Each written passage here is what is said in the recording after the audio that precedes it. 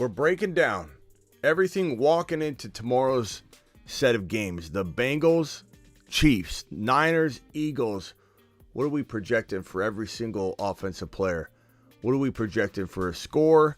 We're answering fantasy football questions, taking your phone calls, and more. The Fantasy Football Show begins right now. Live from the FantasyFootballShow.com studios, it's the Fantasy Football Show. Live! Monday through Friday, 7 p.m. Eastern. What is going on, everybody? I'm your boy Spitty. You're watching the Fantasy Football Show, and tonight we're breaking down all of the predictions for tomorrow's game. Not only tomorrow's games, not only who's going to win, but what each individual player is going to score and what they're going to drop tomorrow, fantasy-wise. And we're going to go over a whole lot more than that. We're going to talk about 2023. We're going to take your phone calls. We're going to do it live. Dial on in 1 second and file on in and hit that thumb up button and leave a comment or question, and I'll throw it on screen here, and we'll tackle what we can. Let's start off with this Bengal Chief game. And first in the building tonight was True Penguin, Travis, Peanut Butter, D-Class, Roger, Rise Above, Matt. Appreciate you all being here. Romez and the gang is all here. Bengals versus Chiefs. Who do I have winning this game? I think you probably know by now. I think I've probably dropped hint after hint all season long. People are getting burrowed left and right, and people are going to remember it. Get burrowed. But we'll go over it anyway, because that's why they play the game. Patty Mahomes, we'll call it 300, 2 tutties and 1 INT. I think he is hampered a little bit, but we've seen him in practice. He looks pretty much unaffected by the ankle. But the thing is, if he gets rolled up on, if someone, grabs his ankles, wraps him up, he could easily get a sprained ankle or a re-sprain, a re-injury.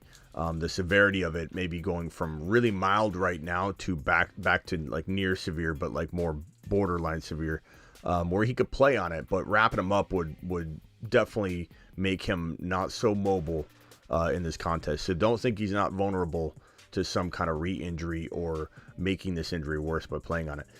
80 yards total. We'll call it total yards for McKinnon. I imagine could be a split, 50-50 receiving, rushing, but 80 total yards and a tutty. We got Kelsey 5 for 80 and a touchdown, 70 yards rushing and a touchdown for Pacheco. That gives Mahomes. We'll say the other receivers. Yeah, I don't know what to project for these other receivers. I would say like Juju would be like 50 and 50 and no touchdowns. I don't know. I think this Bengal team is going to have a day, and I not that I don't think that Mahomes can give Burrow a run for his money, but Mahomes is kind of owned by Burrow, and we had the mayor of Cincinnati play an amazing joke. I'm sure you saw it on my other live stream. I played it. This is real audio from the mayor of Cincinnati, who played a joke on Patrick Mahomes and said that they're asking Joe Burrow to take a paternity test because they believe that Burrow is Mahomes' father. And Chief fans and specifically Mahomes' wife was not happy about this funny joke. It was really funny. It was a good sense of humor. I don't know how you wouldn't laugh at that if you were Patrick Mahomes or anybody. It was such a good, well-played, good sense of humor laced joke by the Cincinnati mayor. And he said that Burrow is Mahomes' father. And that's the truth, though. Like, Burrow owns Mahomes. So I think Burrow's dropping 3 tutties, 300 to 330 passing type of day, 25 on the ground, maybe an INT, because it will be a very, very tough battle back and forth. And I think, KC's going to try their best to rattle Burrow. It's a high-pressure game, big spotlight, and there's a potential that both sides have at least, 1 interception or big turnover in the game. Cincy's D is very underrated. I think Cincy has a day on defense, a pretty decent day. 40 yards and 20 receiving, 40 yards rushing and 20 receiving for Joe Mixon. Jamar Chase, 6 catches for 100 yards and a touchdown. And then we've got in the corner here, my little T. Higgins, 5 catches for 90 yards and a score. So basically, that leaves 1 extra touchdown, right? You got 3 tutties for Joe Burrow. Maybe he runs it in. Maybe he throws it to Hayden Hurst for, I don't know, 35 yards and a touchdown, 40 yards and a touchdown. I see Joe Burrow having 3. Maybe Chase has a double-digit touchdown day. We'll see. But I have this score as follows. Where's my score at? Where's my score at, Bengals? I have my score as... Let's see here.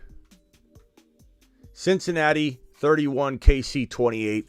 Very high-scoring game, or a decently high-scoring game, and a very, very close game at the end of the day. So Cincy winning that 31-28. That's my prediction so far. If anybody has a projection, Boyd, I'd say Boyd has like 40 or 50 yards. 40 or 50 yards. P. Ryan, probably about 55 total yards, I would say. Maybe 55 total yards. I think Mixon doesn't really have a big monster game, but he's kind of been tailing off, and I think that Mixon is probably going to show us that he's pretty much on the decline. Now, if Mixon bounces back and has a big, big day, let's say in this game, or if the Bengals win this game and go into the next contest, and even if they win or lose, Mixon has a monster, Super Bowl performance. Either way, if he has one big game in one of the next 2 games, if the Bengals get so lucky, I think you could see a revival of his fantasy ADP or value walking into next year if people are in that "what have you done for me lately" mindset. What have you done for me lately, Mixon? You haven't done anything all year. Oh, you drop 100 yards and 2 touchdowns. Maybe he's back. Then you see him get drafted in the 3rd round instead of the 4th round next year, or the late 2nd round instead of the top of the 4th round. As it stands right now, I don't think I draft Mixon I don't even come close to drafting Mixon in the first 3 rounds of a 2023 fantasy football draft. I'd rather draft 3 or 4 of the rookies probably before I draft Mixon. We'll see what the landing spots look like. But I imagine at least 3 of the rookies easily I'm drafting over Mixon in 2023. Not to mention this Bengal, team is going to maybe look to pull in a really nice value rookie that usually rookie running backs fall in the 2nd to 3rd round territory. Of course, Bijan's going to be projected to go in the top 12, but he's an anomaly.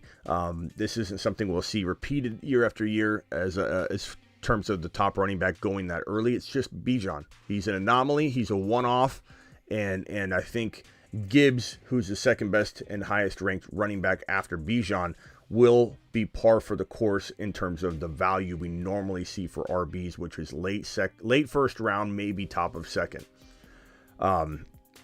So this is my prediction here for the Bengals and Chief game. So let's move on to the Niners and the Eagles. So I'll move this sucker down here. And let's start off with the 49er player projections. We'll go with Brock Purdy, 235, 1 TD, 1 INT, and maybe a fumble on top of that. I think he gets rattled in this game. And I know my Niner friends and my Niner people watching are going to be upset at that. But this is a high-pressure game where we've seen him get rattled. There's more and more tape on him. And I think that means that there's more opportunity for defenses to get to Brock instead of allowing this offense to just, it's almost like he goes unnoticed to some degree because there's so many weapons. And I think that if they can try and game plan similar to how McVay made Jimmy G try and win the game in the championship game last year, McVay said, "Hey, beat me through having Jimmy G throw the ball, and so be it. You win that way, you deserve to win." And Shanahan didn't really change directions to try and combat that game plan. I think he'll try this time, but if I am the Philadelphia Eagles, I'm not letting Christian McCaffrey beat me. I'm not letting Debo beat me. Kittle's capable of winning a play and making a huge play to win the game or something, but overall, he hasn't been used to the degree you'd say, oh, he's going to win the game by playing a certain level all game long. Now, maybe they ignore him, and he has that kind of game. That would be one way to win this game. But I think ultimately the Eagles are going to say, let's let Brock Purdy win the game. Let's let Brock Purdy win the game. And while this isn't to say that Brock can't have a good game and surprise everybody and become the guy like everyone's talking about in the offseason. Man, he won a Super Bowl as a rookie, Mr. Irrelevant. It's still something that, like, it's hard for me to envision in this spotlight with the lack of experience he has, him being able to handle what's about to be thrown at him. And I think the Eagles are coming for him big time. And the Niners can come for Jalen Hurts, but Jalen Hurts is just a different, more dynamic quarterback. So I could be wrong on this one. It's going to be a hard-fought battle. I don't want to hear anybody say that it's crazy to predict one side or the other to win this game. It is going to be a brutal, hard-fought, defensive, probably still somehow high-scoring affair because I think Jalen Hurts scores that much, and the Niners are forced to play aggressive in the third and fourth quarter, probably the second quarter too. This game comes down to two things: Jalen Hurts and Christian McCaffrey.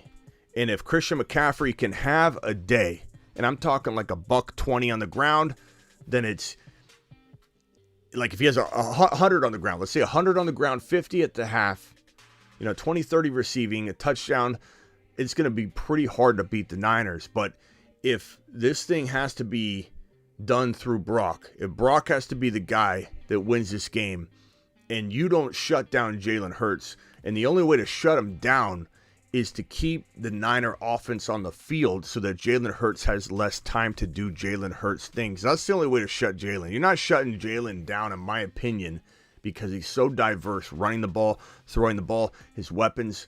It's going to be impossible to really shut him down. You try to make him not run the ball, he's going to throw. He's that good. He's not some one-dimensional quarterback. He is as good as any quarterback in the National Football League at airing the ball out, at just tossing the rock if he needs to. And if you try and eliminate the receiving game, then he'll run the ball. Even against the 49ers, one of the best rushing defenses in the entire National Football League, they struggle historically with running quarterbacks. So running Jalen Hurts is different than running the football. So you've got to spy Jalen. You got to know where Jalen's at. You got to still try and cover these two wide receivers in Devontae Smith and A.J. Brown. You got to try and combat this rushing attack, which isn't amazing. It's nothing like the Niners rushing attack, but it's good enough. Gainwell, like they'll figure out a way to try and keep the defense honest a little bit. But Jalen Hurts is the key to the rushing attack. And the 49ers they're so vulnerable to running quarterbacks, and they have been all year. It's not like this defense is shown differently. They're definitely great across the board, and they're definitely the toughest matchup Jalen Hurts is ever going to face. I'm not trying to downplay the Niners' toughness on defense and their ability to win a game single-handedly on the defensive side of the football. I'm not trying to talk that down at all. But if there's a vulnerability, it is to running quarterbacks. And if they try and shut down Jalen on the ground, it doesn't matter. Jalen's going to throw the ball because he can throw 400 yards if he wants. He can throw, as Jalen Hurts is as capable of throwing a 400-yard game. And I said this all offseason when I talked about Jalen Hurts as a moon man. There are probably 2 or 3 quarterbacks that come to mind. And this was what I said in the offseason when everybody doubted Jalen Hurts.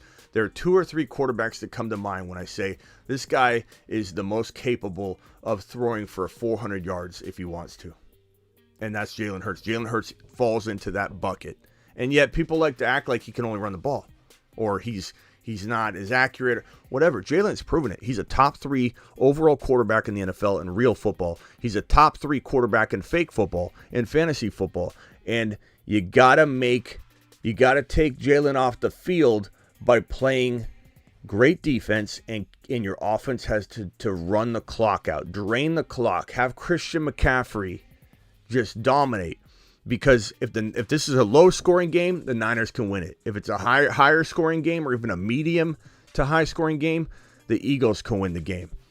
And these are my stats: 70 total yards for Debo, 45 yards, no touchdowns for Kittle, 70 yards, no touchdowns for Ayuk. And if let's say this is a running touchdown for Debo, then maybe Ayuk grabs the score and Christian McCaffrey punches one in. Kittle or Ayuk could definitely score if Debo runs one in or something. But if there's someone that's going to score, it's going to be Debo in my eyes. And then let's get to the Eagle projections. 255, 2 TDs, 45 rushing, 1 touchdown on the ground, 3 total touchdowns for Jalen Hurts, 1 fumble, big fumble, I predict. I do believe the Niners D gets to him. I think, at the end of the day, he's probably going to best the Niner D, but the Niner D is going to give him the biggest run for his money that he's seen all year long. This Niner D is tough. And even though they struggle against running quarterbacks, it's still an extremely tough defense that can adjust and adapt, and DeMeco Ryans is going to put his best foot forward and try and disrupt and rattle Jalen Hurts the best they can. And again, it comes down to keeping him off the field more than anything else. But when they're on the field, when the defense is on the field and the offense is on the field for the Eagles, they're going to do their best to try and rattle Jalen, hit Jalen. Jalen probably has some sort of misstep or a fumble or an INT or something to that nature, because this D is that good. But at the end of the day, I think both wide receivers grab a touchdown in a little over 60 to 80 yards. So I have AJ for 6 for 90, Devontae 5 for 65 and a touch. I got Goddard pulling in 4 for 55. I have the running game, other than Jalen not doing a whole lot. I think the Niner D has commanded that kind of respect to where I'm not dropping any big numbers here. Smitty thinks the Niners defense is trash, says Moonman Ricky. I think if you believe that I think the Niner defense is trash, I think you didn't listen to a word I just said, Moonman Ricky. Because I just talked that's the funniest thing about Niner fans. And you guys know I love my Niner fans because I got a lot of Niner people that follow the channel, but you guys don't hear half of what I say. You really don't. I'll sit here for 15 minutes pumping up your team, and just because I pick you to lose in a very close battle, you hear something that isn't there. I just pumped up your defense and said this is the toughest battle that Jalen Hurts will ever face, that you guys are going to cause chaos, rip a ball out of his hands, cause him to fumble or throw the ball away. And you hear, I think the Niner D is trash, is what Moonman Ricky says. I just don't understand what you're listening to, Moonman Rick. What are you listening to?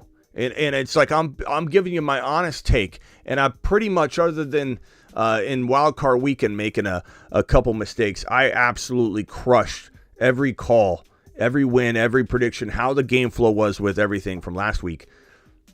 I'm pretty sure, bro, this is going to be a battle either way. Yeah, Niner fans are a little,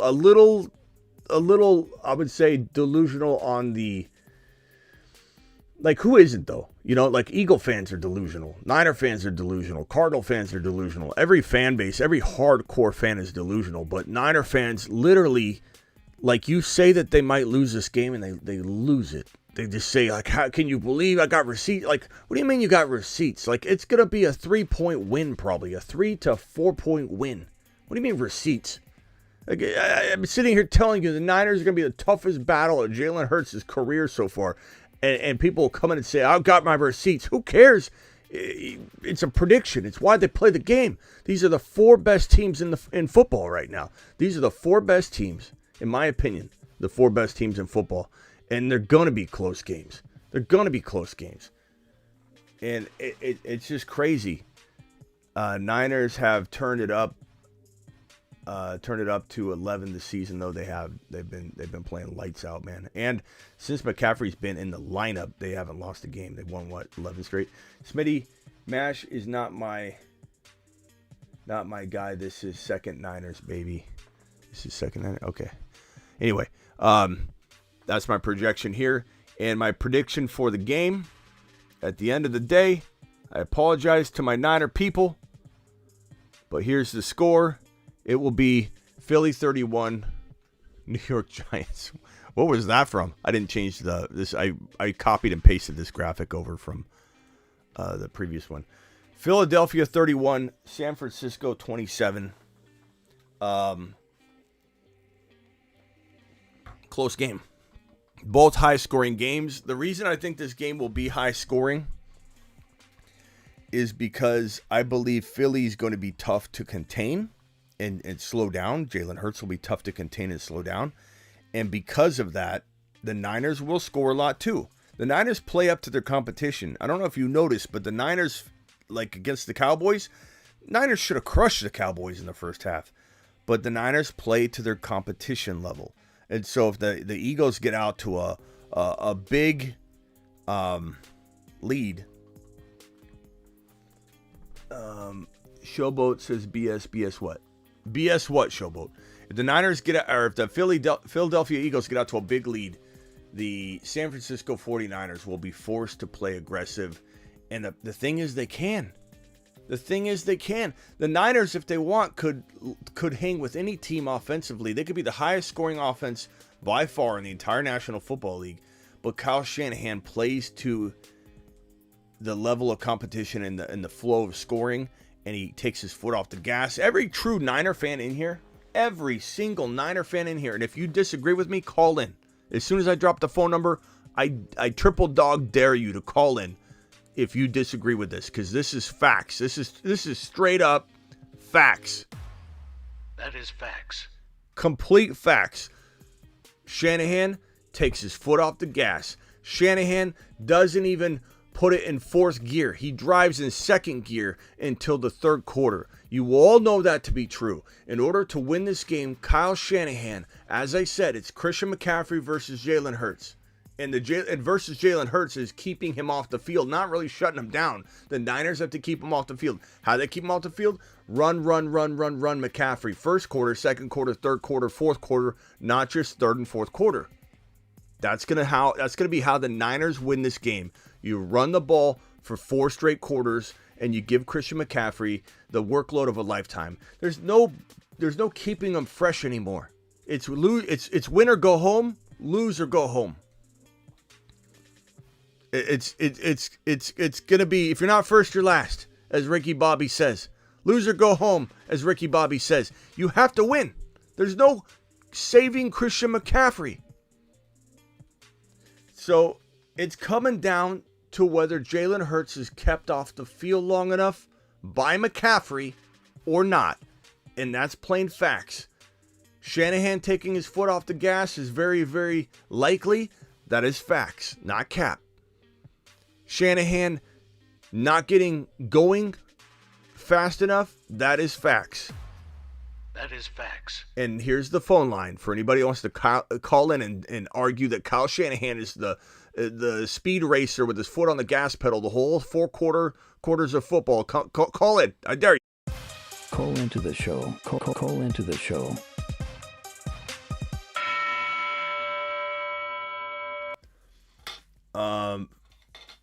Philly fans can be obnoxious, but I still like them. Yeah, Philly fans are, I don't know who's, like, I would say Niner fans are the most loyal.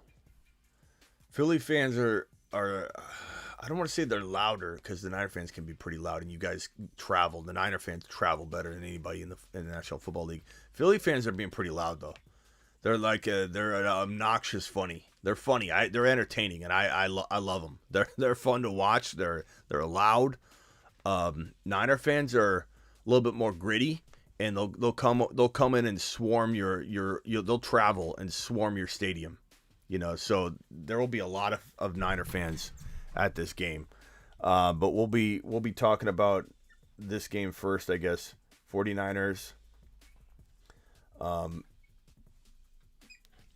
And let me just, to be consistent, put Eagles. I'm going to spell it out. I would love to talk about this if someone wants to dial into the show right now. Did I open up the phone line yet? Hold on. I think I got to open it one more time. I'm sorry. Call into the show. Call into the show.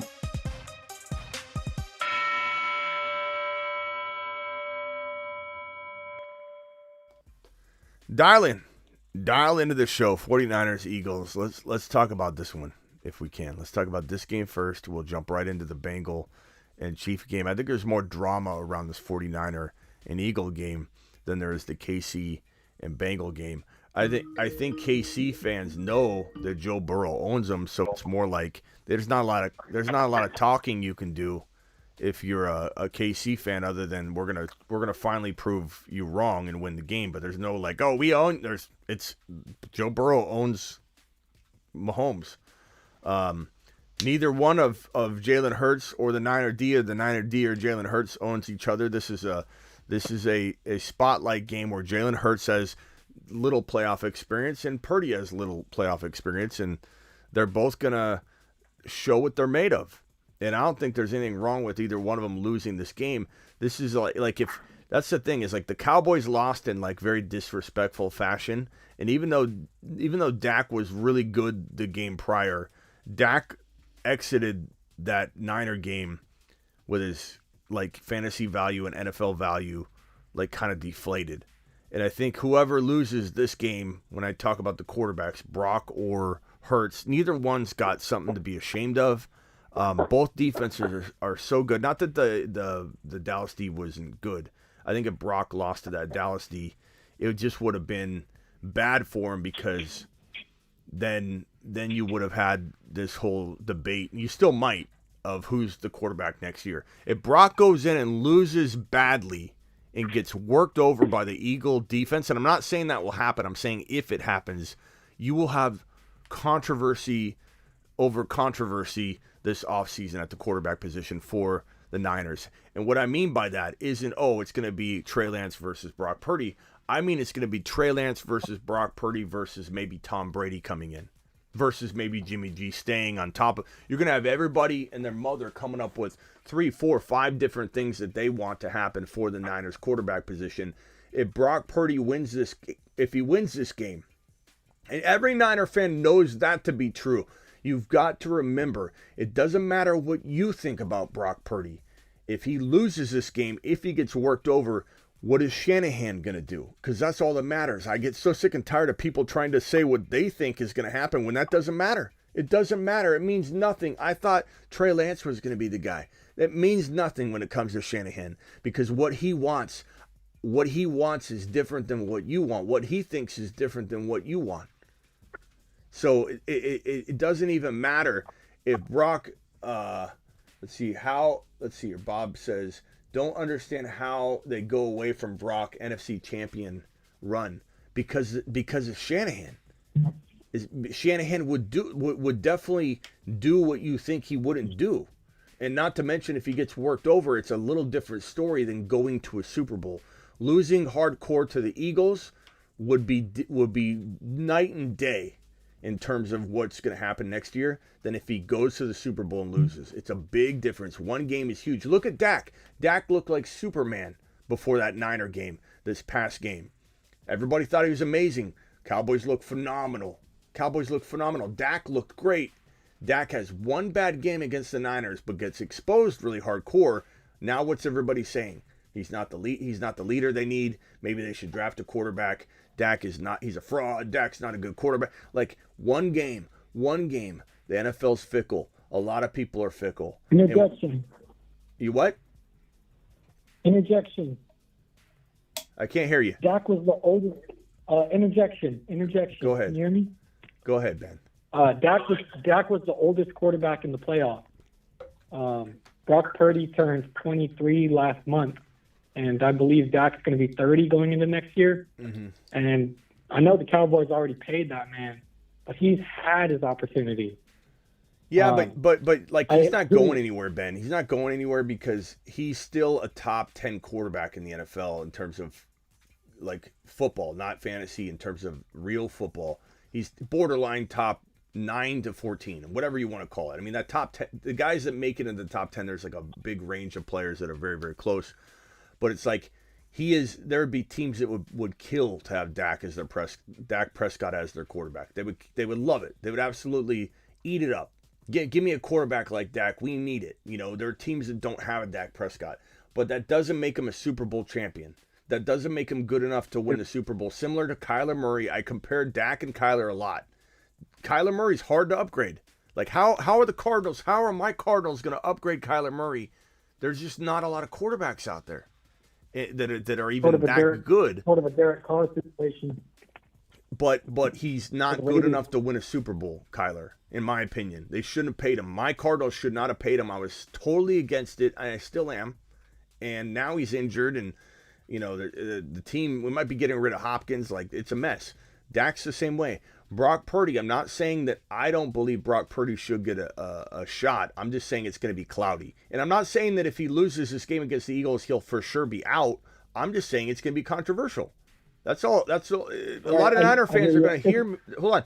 The Niner fans are going to hear a certain thing from me right then and say Smitty doesn't like Brock.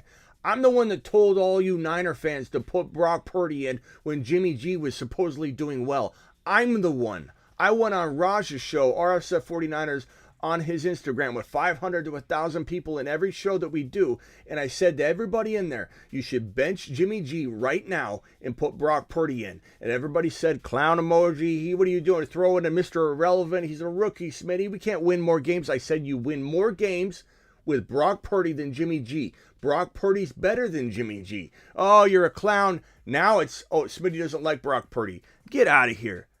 I'm saying Brock Purdy, if he loses this game, the perception, what will happen, not what I want, not what I think, what will happen is chaos. Absolute chaos. Jimmy G, Tom Brady, Brock Purdy, and Trey Lance. There's going to be chaos all over. I hear you. Quick thing. I feel like this game's pretty much a coin flip. Whether you back the Eagles or the Niners, maybe call it 55-45 in the Eagles' favor. If you're a big Eagles fan, it's really a coin flip. As a Niners fan, I think it's a coin flip. But if the 49ers lose,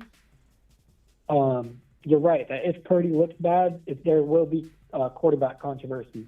But I think based on what we've seen in the 7.5 games, almost a full 8 from Purdy, is that he's a baller, and it's statistically really, really hard to win 8 games in a row, 9 games in a row in the NFL. It's just hard to do, especially at the playoff level. Okay, here's my take on Brock. If he comes out and looks good, he should be the man. Here's my take on Brock. Yeah, I agree. I agree. In situation, like I said on my show today, or on my video today on the top 3 wide receivers, my top 10 wide receiver video, part 1, you cannot separate situation from player. Okay, so let me start off with that so that the Niner fans don't not hear what I'm saying right now. Moonman Rick isn't going to hear what I'm saying, I predict. You can't separate situation from player. Brock Purdy is in his current situation. Guess who's the running back for the San Francisco 49ers right now? Christian McCaffrey. Guess who's the running back for the Christian McCaffrey for the San Francisco 49ers? The San Francisco McCaffreys. Guess who's the running back in 2023? Christian McCaffrey. So it doesn't matter. You can't take McCaffrey off the team or out of the situation. But what I will say is that if Christian McCaffrey wasn't there, you wouldn't even be mentioning Brock Purdy's name anymore. You would be talking about the offseason. You'd be talking about what the quarterback situation looks like. Hey, that guy Brock Purdy came in and looked okay. Maybe he's going to get a little bit of... You would not... 0% of me believes that we would be even remotely talking about the same things, and that the Niners would even be in the mix right now, let alone maybe even make the playoffs. Without Christian McCaffrey, the Niners don't even make the playoffs. They won their division. McCaffrey, you won 11 straight games once he was in the lineup. McCaffrey's the reason, but guess what? He's going to be there next year, so it doesn't really matter. But if you want my assessment on Purdy himself, I said he was better than Jimmy. I said to put him in there. Niner fans called me crazy. They threw clown emojis galore in the live chats. Every time I went on and said, bench Jimmy G, who was playing well at the time. Get Brock Purdy in there. You win more games with Brock Purdy than you win with Jimmy G. I said that. But even I'm telling you that we don't know how good Brock is. Maybe Trey would get similar or the same or better results. I'm not saying that that's the case or how I would approach it. I'm just saying it's hard to assess how good Brock is right now. He's in the best situation he could possibly be in. And Christian McCaffrey's glue. He's absolute glue. I hear you. I agree. I do think, though, I don't mind the theoretical game. I like it. So if we theoretically never got McCaffrey, Well, I also hear you on the Brock Purdy better than Jimmy G thing, and I don't personally. I agree Purdy's better than Garoppolo, obviously from what we've seen, but even with that being the case, I don't know if I would necessarily agree that we should have benched Garoppolo just because as a fan of the team, I think it's bad to create those kind of controversies unless he was that much better. But once he goes down, I mean, even if we didn't make the playoffs, from what I saw in the regular season, and even just the first 2 games, the wild card and divisional, kid's a baller. And even theoretically without McCaffrey, I know he's got we'll never know. One of the best O-lines. We'll never know, bro. The honest truth is we'll never know if Priest Holmes would have ever been Priest Holmes. You know, we'll never know if Tom Brady ever even started an NFL game if he wasn't in New England. There's so many things that play into a rise of a player, and it's almost like wasted breath to try and separate it. We can analyze Purdy and the way that he plays without Christian McCaffrey, because Christian McCaffrey's not on the field every play. And I know he elevates the offense and tires the defense, and you can't separate him from the situation. I understand. I'm not saying. When you take a look at the way Brock Purdy plays, like, we agree, he's just better than Jimmy G. Here's the thing. Here's the way I look at it. If you want me to dissect it from like an analyst perspective, if Brock Purdy takes you to a Super Bowl, even if he gets leveled and loses it all, the fact that he took you there with what you have in place right now, given how good your team looked, given the salary cap's going up, given you're going to sign Bosa, and pretty much you know who knows who you lose, but at the same time, you'll be fine. Next man up mentality is always a thing for the Niners. And look how upset and worried people were about the offensive line. You guys had such a bad looking offensive line situation. People were like, even the biggest Niner fans, even people on the Quad Box show, I was defending the Niners next up mentality with the offensive line build. And even Vlad was saying, like, it's going to be, how are you going to block? How are you going to block? Look, that was the one position, defensive backs, offensive line, that the Niners coach up. And they almost prefer to teach people the way they want to do it from the ground up. Like, it's almost like a preference in some cases not to draft big names and to do homegrown type talent build-ups with some of these positions. And the Niners did it. The Niners did it. You turned what looked like the most dreadful offensive line situation into something that was problem-free. Like, people aren't even talking about it. You never hear anybody say that Niner offensive line's really bad. Like, it's amazing what the Niners offensive line is looking like right now. But again, from an analyst perspective, to do what you've done, and if you win this game, even if you get crushed in the Super Bowl, Brock Purdy and the dynamic at play, everything together can only get better, in my opinion. So why would you change it? So if it was me, I would start Brock Purdy, coming from a big Trey Lance fan, but I also would not trade Trey Lance because it gives the Niners, for the first time, 2 quarterbacks that at one point everybody thought Trey could be the guy. You'd have 2 quarterbacks that to potentially have top 10 overall value. And that's an amazing thing for a team that struggled to keep a quarterback on the field and have a good enough quarterback to win a Super Bowl. So to trade away Trey for some 1 first rounder in 2024 or 5 would be a debacle. You need to hold him. You need to go into this free agency with the increased cap and everything, having to spend a boatload on Bosa. You're going to have to drop one of the biggest contracts in the NFL on Bosa. You need to have money, and you're going to have your quarterback position not only locked up, but locked up better than probably any team in the NFL depth-wise. To have 2 guys that are almost equals in my mind, ready to go, both top 10 capable, even if it's borderline top 10 capable, and at like 0 cost, essentially. Like, there's nothing better than that. There's nothing better than walking in quarterbacks, the back-breaking contract, too. Now quarterbacks are going to get $400 to $500 million. Like Hurts is going to get $450 at least. Yeah, I hear you. One thing about Purdy, I hear you. I agree with you on all of that, 100%. I don't think Purdy's feeling any pressure just because he's a dog and he's just worried about going into this game and taking care of business. But there's a lot of conversation going on about Brock Purdy because of the situation he's in the conference championship, 8 games in a row, 11 if you include Garoppolo's game, or 12 maybe, I'm not sure. But I just think even if we lost a few more in the regular season and Purdy looks the same, like if Purdy looked the exact same, but just let's say we lost a few more games, one way or another, their ball bounces another way, but Purdy looks the same. I saw enough from the kid to really be happy going to the next season, even if we lose the first game in the playoffs. He's borderline top 9 to 14, and I say 9 to 14 because it's really close. Like you still have Tom Brady and Aaron Rodgers that, in the right scenarios, they're going to be top 10 quarterbacks. Like Aaron Rodgers in New York is going to be a borderline 6 to 10 quarterback. Aaron Rodgers in Las Vegas is 5, like top 5-ish, top 5 to 6, top 5 to 7. Aaron Rodgers in Miami is going to be 3 to 5, 3 to 6. He might jump around or whatever. If Lamar Jackson stays in Baltimore, he's 6 or 5 to 10, 5 to 12, like big range for Lamar because he's injury prone. He goes on these rampages and then he goes on like a streak of bust games.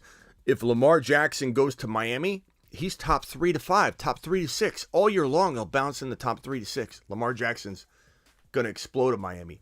So the Miami, the Jets, and the Las Vegas landing spots will turn 2 of Lamar, Brady, and A-Rod, at least 2, if not all 3 of them. If we get lucky and all 3 land in those spots, we're going to get at least, in my opinion, 2 of those quarterbacks to be top 6 to 10 quarterbacks. So Purdy's like, you got Josh Allen, you got Hurts, you got Mahomes, you got Burrow. Those are the top 4. You got Fields like at 5, Trevor Lawrence at 6, Lamar, Justin Herbert, was the number 2 quarterback in the NFL the year prior. We've got to assume Herbert's got a real good shot at getting back into the 6 to 10. So that right there, if you give Herbert, Jackson, Trevor Lawrence, and Fields, you're at like 8. So that means you got Kyler and Brady and A-Rod and Purdy and Cousins who played top 10 all year long. So like it's close, but he's for sure in that realm, ready to maybe climb up quickly. Maybe he climbs up really quickly from like 10 or 11 or whatever to like a top 7 guy. Like he could. He for sure could. To see the promise that we've seen without any preparation at all in a complex system that he picked up from the first snap. People don't give Purdy enough credit for what he's accomplished. Yeah, kid's a baller. Smitty, can I you got a moment to talk about a pick'em? Yeah, real quick, and then I'm going to jump to the next one. Go ahead. All right, gotcha. Okay, so it's a 5-leg pick'em. I got Christian McCaffrey higher than 0.5 touchdowns, rushing or receiving. 1 touchdown for McCaffrey. I got Jalen Hurts, 1 interception. I think that Niners D is going to pick him off one time on a bomb or whatever it is. One interception for Jalen Hurts. Higher, Jarek McKinnon. I got higher than 10 fantasy points. Miles Sanders, I have lower, 59.5 total yards. 59.5? Yeah, 59.5 total. Brock Purdy, I have higher than 14 fantasy points. I think that might have moved by a point or maybe 3/4 of a point. It might be like 15 now. But I have 14. Higher than 14. The only one I don't feel really strongly about is that Hurts INT. I think he could have like a fumble. I think he's going to get rattled at some point during the game, but that's the only one I would swap out. But if you've already put it down, you could always do that same contest and swap that one and or swap 2 of them. Right, that's what I'll probably do. Because I did put it down, but yeah, I'll probably do another one without the Hurts interception. But I know Jalen Hurts isn't an interception thrower, and I'm not saying it's going to be his fault, but that Niners defense, man. Kufunga, they got that one kid, Diamano Lenore's got 2 in a row. Charvarius Ward on the other side. Yeah. Fred Warner got hands. I like it, though. Thank you. All right, my man. Appreciate you. All right. Appreciate you, Smitty. Later, Ben. Catch you later. All right. I think the other caller hung up. Dial in. Call into the show. Call into the show.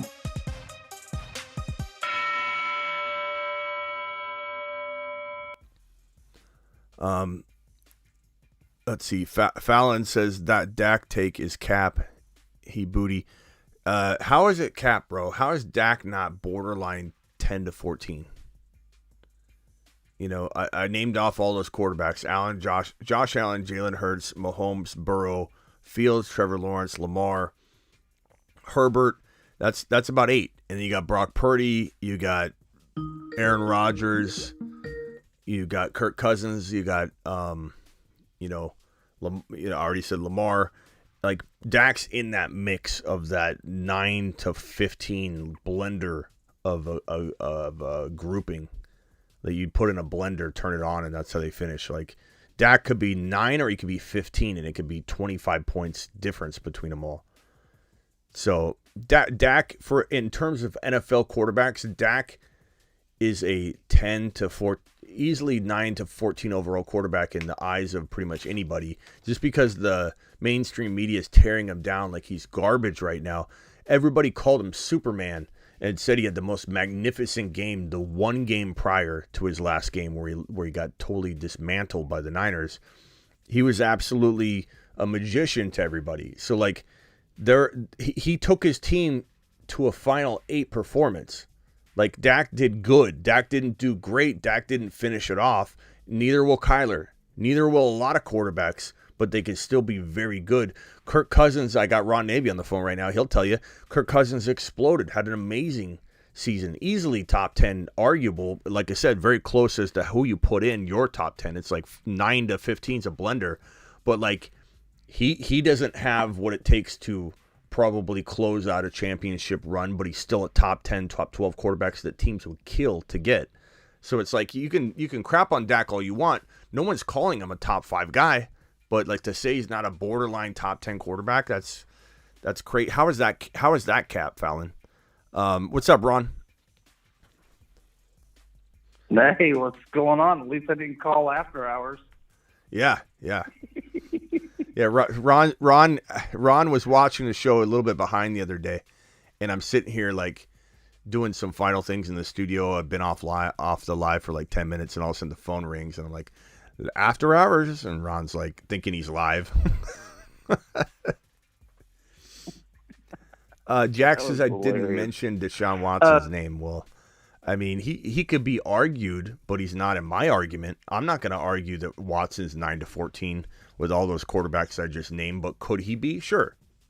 But he's got a lot to prove. He's got way more to prove than Dak or Kyler or any of those guys. Like, the quarterback pool is deep. You could go literally 20, about 19, 18, 19, 20 deep with Goff and Cousins and Kyler and all those names. It's deep. It's deep to about 17, probably about 17 before you start saying, okay, 17 could be 12. 12 could be 17. It's a grab bag. What's up, Ron? Well, I got a little small thing to say. I know you love your Niner fans, right? But quit giving them big heads by telling them they got the best traveling fan base, because that is not true at all. Well, they're like a third tier rankings of traveling fans. It's Pittsburgh, it's Green Bay, and it's the Raiders are the top 3 traveling fan bases. And all you got to do is watch the Steelers play in anything, and all you see is thousands of towels in all their away games. Well, okay. Same with Green Bay. I don't know how to measure that, if that's been calculated and figured. Then if there's that data out there, then I tell you, hey, good. Tell me what it is, and I'll accept it. But I mean, off of the eye test, they're absolutely one of the most disruptive traveling teams, just because, and some of that maybe is certain games, maybe not every game. Maybe you're looking at a sum total of the entire season. But in terms of like going into the Rams stadium and taking it over, you know, like that's one thing that you see over and over and over. I think they're a very good traveling team. I don't know how to calculate that. I don't know where that information is, but if it is out there and you have it, I'd love to hear it. Within the West Coast, they're close to L.A. and San Diego, and they even go up to Washington, Seattle, and okay, they can travel there. But I mean, you got Green Bay, Pittsburgh, Raiders fans that travel cross country, and you don't see any 49er towels running around when they're playing on the East Coast in the stadium. Well, I don't think they have towels, Ron. You take Pittsburgh to San Diego, and half the stadium, you see terrible towels flying. Well, I mean, the Niners don't have a towel, but if they had a towel, we Seattle. Yeah. But whatever, you don't see them. Well, I'm not saying that the Pittsburgh Steelers aren't number one. I don't know. Like I said, I don't have that data. But if it is the Pittsburgh Steelers, I believe you. 1-1, but I'm just stating facts. It's not just us. Green Bay's comparable to Pittsburgh with their fans, and so are the Raiders. Even the Raiders can stink, and their fans show up no matter what. So I wish I did have three top tier one. If you put them in tiers, those are your tier one teams, and then you got San Francisco falls down into the tier 3 category. Yeah, they're good. I don't know. They're not. I don't know how to quantify all this because I don't have that data, but I would be interested to know if there's somebody had the data of like attendance. I think that would, I don't know how you'd find that out. But hold on one second, Niner Matt. Kyle dropping a super chat. Kyle says, Smitty, is Murray in the panic chamber? He tore his ACL and got his bag. Of course he's in the panic chamber. Kyle, haven't you seen how much negativity I spread out there on Kyler Murray and the Arizona Cardinals giving him the bag? And then he gets injured on top of it. But like Kyler's not, he's like Dak. Dak and Kyler are the same to me. They're both borderline top 10 quarterbacks that could finish 15 or 17. They could finish 9. They could finish 8. They could finish 15. They're in that not elite, but they're very good quarterbacks at the NFL level stage that won't lead you to a Super Bowl most likely. Unless we draft Bijan, bring in DeMeco Ryans, and keep Hopkins and start building a certain way with a certain mentality, ground and pound, let Kyler play a Fields role and use Bijan on the ground. Then maybe I do change my tune and say, you know what? Kyler can manage enough. If the defense is DeMeco Ryans good and we got Bijan, then you're talking. But the way the Cardinals build and the likelihood of them drafting Bijan Robinson, to have the foresight and to the balls to say, hey, I don't care if he's at number 3, we're taking him. He's a top 12 pick. Trade down if you need to. Trade down, take Bijan at 7. But the Cardinals won't do that. And so Dak and Kyler feel the same to me. Until it's proven otherwise, which maybe could be proven. Kyler could develop. Maybe we do bring in Sean Payton and he develops them perfectly. If we got Dable as a coach, then I believe in Kyler. He could do anything with any quarterback. Niner Matt, you're live. Hey Smitty, what's up? I'm just hyped up for the game tomorrow. Getting kind of antsy. Nervous, anxious, same time. I think it's going to be a great game. The only thing that I'm really worried about is Hurts when he gets out on the run. I hope we need to keep. I hope the linebackers Warner and Greenlaw are going to have to stay on him because if he gets out, he's got. I still think Hurts is not his shoulder. I don't think he's 100%. And what makes you say that though, Niner? Other than being a Niner fan, other than being I'm not. Other than being a Niner fan though, because Niner fans say that he's not going to be healthy. What makes you think his shoulder isn't like almost 100%? Well, if you watch the last few games, you're basically going off of the last game against the Giants. They pretty much ran the ball most of the game. I mean, in my opinion, I'm not being biased. I think Jalen Hurts is the top 3 MVP candidate this year. I'm not taking anything away from the guy. I'm just saying, I just don't think that. I think he's going to have off-season shoulder surgery, in my honest opinion. I'm not a doctor. I mean, maybe he does. Maybe he does or doesn't. We don't know what kind of cleanup they might need to do to just make sure everything's smooth going forward. But I don't think there's any evidence of that yet. But it's probably a pain tolerance issue at this point. I bet you that's all it is. Just like Mahomes is a pain tolerance issue. Now, when you have any sort of lingering shoulder dislocation or labrum tear or anything of that degree at all in your shoulder, or in the case of Mahomes, you have an ankle that's still sprained to some degree, or you have a knee that's sprained, anything of that degree at all, you are susceptible to getting injured in the game a little more than you would have been. So there's that level of it. But as far as if he doesn't take a shot to the shoulder, the wrong kind of hit, or get slammed down a certain way, I don't think at his current state it affects him at all. I just think he's a little more vulnerable to maybe tearing it, and just like Mahomes is more vulnerable to getting wrapped up at the ankles and getting a high ankle sprain. But I think neither one of them is really hampered that much. I know that's different games, but I'm just trying to emphasize that I don't believe Jalen Hurts' shoulder is a factor unless he gets hit hard. He's just at more risk, in my opinion. Well, that's my thing, Smitty. If he gets, I think if the Niners contain his run game, because if he gets out on the run, the Niners need to pop him. I'm not saying cheap shot him. I'm just saying hit him hard and let him know. So, yeah, you better think twice before you run on us. That's what I'm saying. Did you watch the game last week?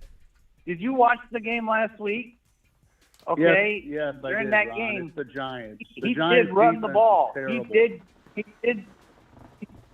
get hit, and he did land on that shoulder, and he got up, and he was perfectly fine. He took a hit, he landed on that bad shoulder, and he got up, and he was perfectly fine. So you guys are just hoping. Get him. Get him, Niner Matt. Get him, Ron. Get him, Ron. Get him, Niner Matt. How many times did he get hit, Ron? He got hit several times in that game. Listen. Hey, Niner Matt. At least he's still standing. He's still playing. Go ahead. You guys can't say that about your first two. Hey, Niner Matt. Let me just say this, and I mean this in a respectful way. Don't take it the wrong way. I love your loyalty, bro. You Niner fans are really, really loyal. But I love when I go into Raj's show, or I'm talking with Niner people, and they're like, "We're gonna pop Jalen Hurts and make him scared to run again." Do you really believe that this guy that can run for 1,000 yards in a given season, he might be the first quarterback to ever rush for 1,000 yards and throw for 4,000? Do you really think one pop, this big quarterback is gonna really be like, "I'm not running again"? It's the way you guys tell that story. I love it. It's amazing. That's not what I mean, Smitty. I'm just saying we're gonna rattle him. That's all I'm saying. I know, but I didn't say we were gonna scare him or anything. That's not what I meant. The way that it's shaped though is so hilarious to me, and I mean it in a funny way. It's just funny because it'd be like everywhere I go, we're gonna pop him once. He's gonna think twice about running again. He's gonna think twice about running again. That is I know. I was being a little sarcastic. No. I love it, Niner Matt. I'm not mad at it. It's just hilarious. No, I know. The dude's he's unbelievable. That's what I said. If he gets out in the open, the Niners are going to have trouble with that.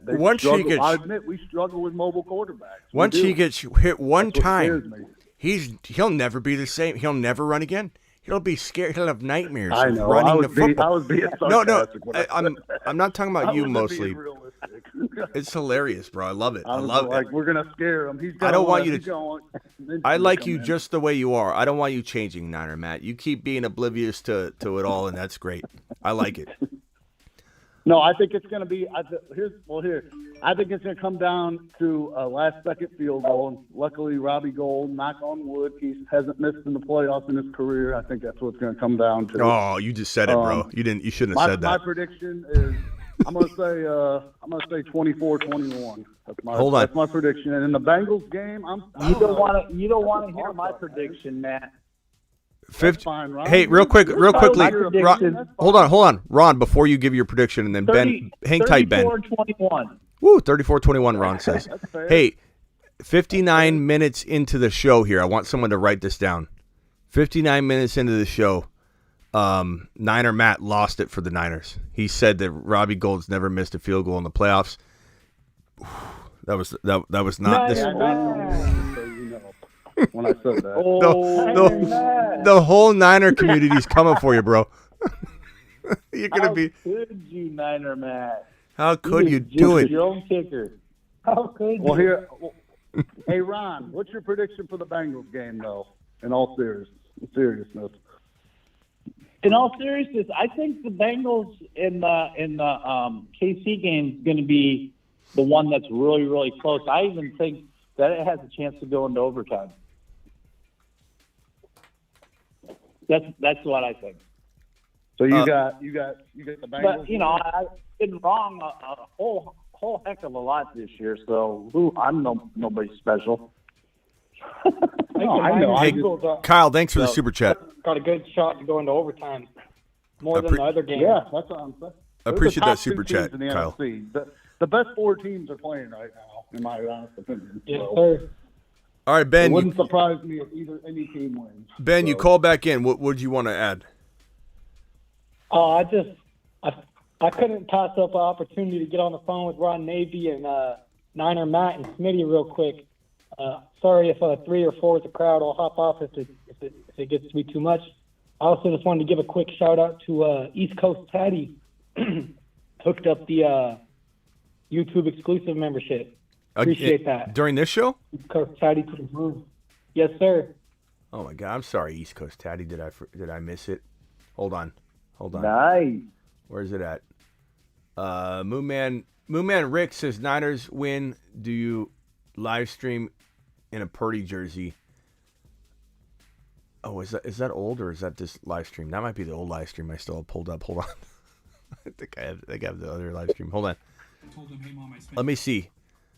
East Coast Tatty. I didn't see it. It's not showing it for me. But if East Coast Tatty dropped that, I want to give him a Moon Man shot. The moon. Thank you, East Coast Tatty. Appreciate that. He's always dropping that. East Coast Tatty to the moon. I'm sorry. Go ahead, Ben. Go ahead, Ben. Oh, yeah, that was all I wanted to say. If it's cool with you, I'll just stay on the phone with you guys and hop in when I got something to say. You want us to tuck you in? We'll tuck you in, Ben. Get an AirPod. Get an AirPod in. You mind if I just sleep on the phone with you, Smitty? No. Pop an AirPod in. Look, Rock Out does it all the time, Ben. It's not a big deal. Where's Rock Out? I don't know. Yo, where is Rock out? I don't know. He's asleep already. All right. Too late for him. Pass him Ben, bedtime. you will be asleep soon.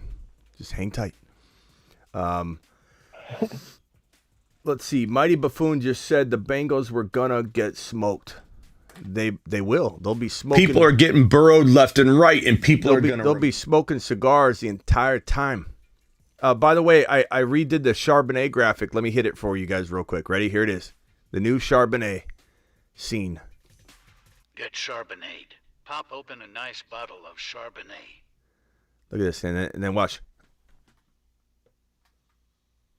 There we go. Whole lot of Charbonnet going on. A lot of champagne spraying all over the screen there. All right. Who thinks someone give me a stat prediction for Brock Purdy. Ron Navy, give me a Brock Purdy stat prediction. Stat prediction, I think it's going to go for 194 yards, 2 pass touchdowns. I think McCaffrey runs for a touchdown. That's the 21 Niner points. Matt. I think he does throw for 2. I don't think he gets a lot of yardage. I think 194. Hey, Niner Matt, what are you thinking Purdy does? I'm gonna go 7 touchdowns. I'm with Ron on the 2 touchdowns, but I'm gonna say he's gonna run one in too. So I think he'll sneak one in. So I think McCaffrey will catch one, and Debo will get the other one. So there's your 3 touchdowns and then the field goal. I'm gonna go I'll go 230 for 232 for passing yards.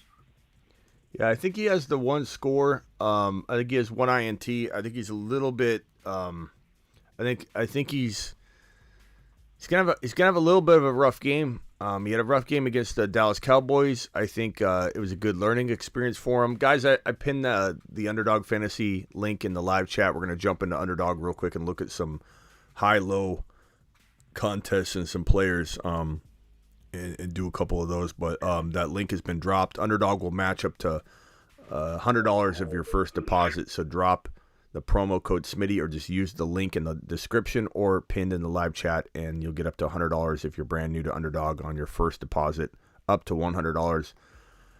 I think Purdy has a 200 and something. I think I put on my projections 230 or 220 or whatever I put.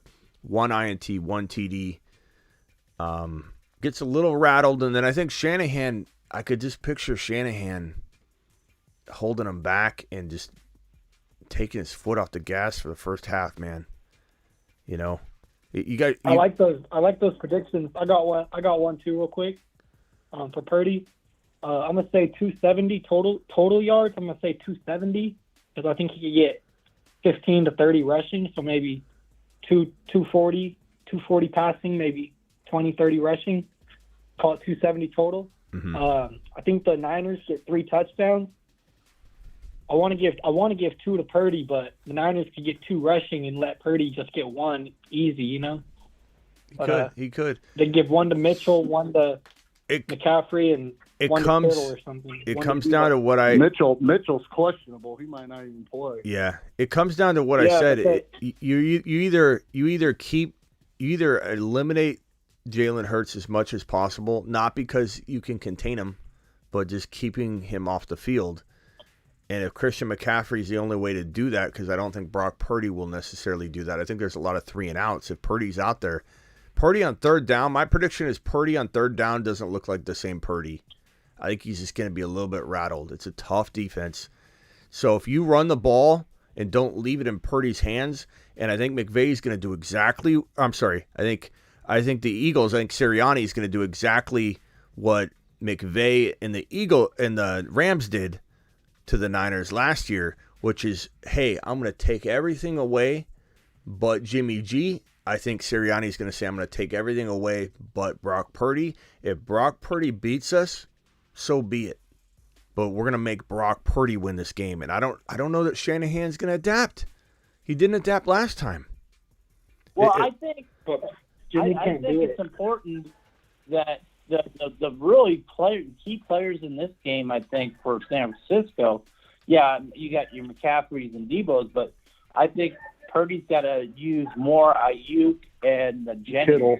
If he can use those two effectively, well, even more than Kittle, I think Ayuk and Jennings will be key because they can't cover everybody, and they're capable, but Purdy's got to be able to find them and use them. That's just and like the one weak link about the Eagles' defense is their linebackers too. Their linebackers, yeah, they got their secondary and their defensive line is good, but their linebackers are easy. They're not easy, but they can be had. So right, they don't grade well. The middle of the field. That's where the Niners succeed, is in the middle of the field. That's where McCaffrey will expose the Eagles linebackers. They're like 24th, I think, ranked against running backs. Receiving running backs, I think. I think that's what it was. So that's the Niners. I agree with you. If the 49ers want a chance to win, they have to avoid 3rd and long. 3rd and short. Exactly. 3rd and short. Yep. It's okay. I agree. But 3rd and long, got to avoid that. Yeah, if they get in 3rd and long, they're in trouble. Exactly. Yeah. I agree. All right, so I'm jumping into these underdog. That's just like with the Cincinnati game. I think Kansas City's going to be so focused on Jamar Chase and Higgins.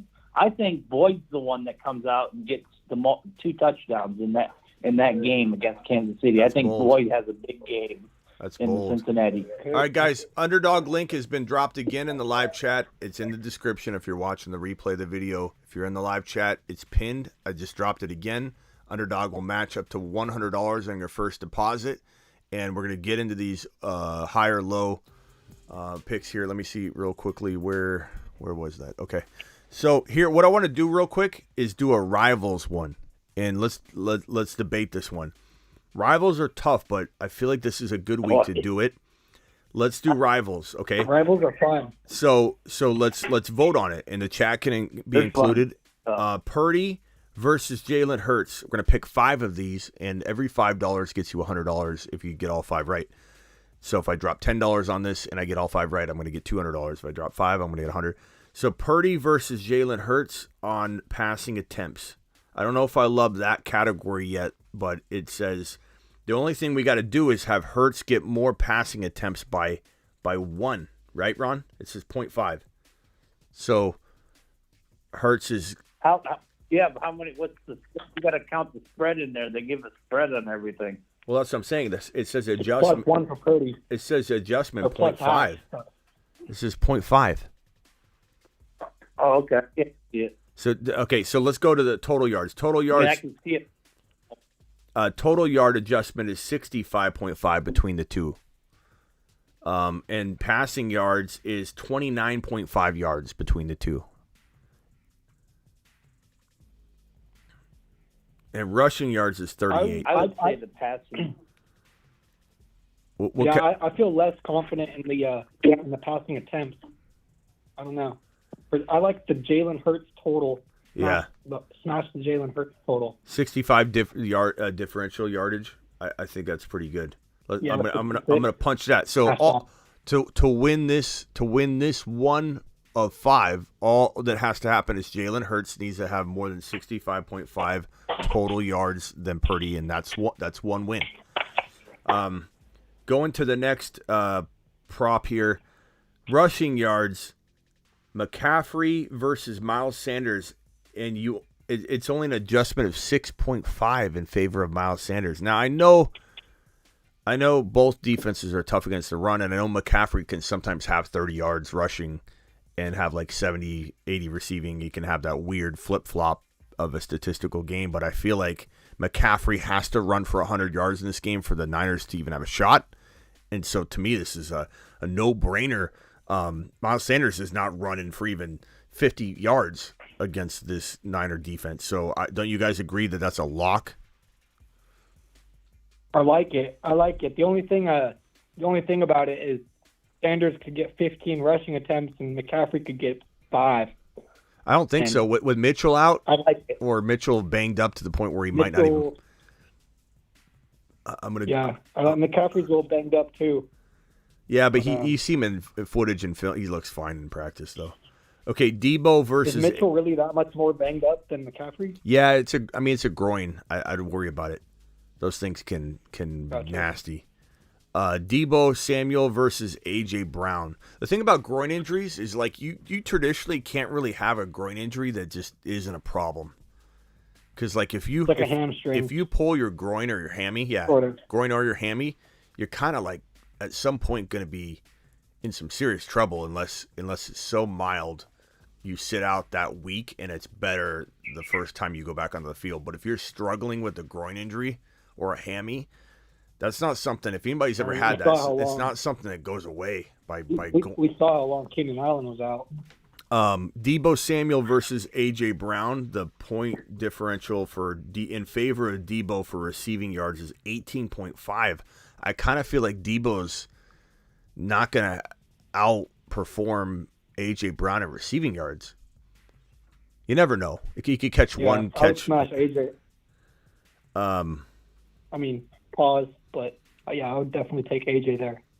What do you think? I think Debo's going to get more carries tomorrow. I think if Mitchell's hurt, I think Debo's going to run the ball more. I think they're going to run less receiving. Exactly. Ron, you agree? Plenty of volume, but a lot of it will be rushing. Ron, do you agree? A.J. Brown, he even gets 18.5 yards. He gets 18.5. You got to take A.J. Brown, right? Ron? Yeah. Especially after he wasn't happy about last week, so I think he comes back. Yeah. Okay. You can't use. But all it takes Debo, all it takes is Debo to get a little screen pass, and that counts as a pass, and he's breaking it, and you just never know. I mean, well, that's a tough one. A lot of times but a lot of times if he catches that like that negative yardage reception, it's a run. So like sometimes it can work against him. But receiving yards, Ayuk versus Saint. What? Yeah, you're right. I mean, Debo plus 18. Debo can do that. But I personally, I'm a Niner fan. I'm taking AJ minus 18 and a half. 18, getting 18. That's crazy. Devontae Smith versus Ayuk, and Ayuk gets 22.5 adjustment. I kind of feel like that's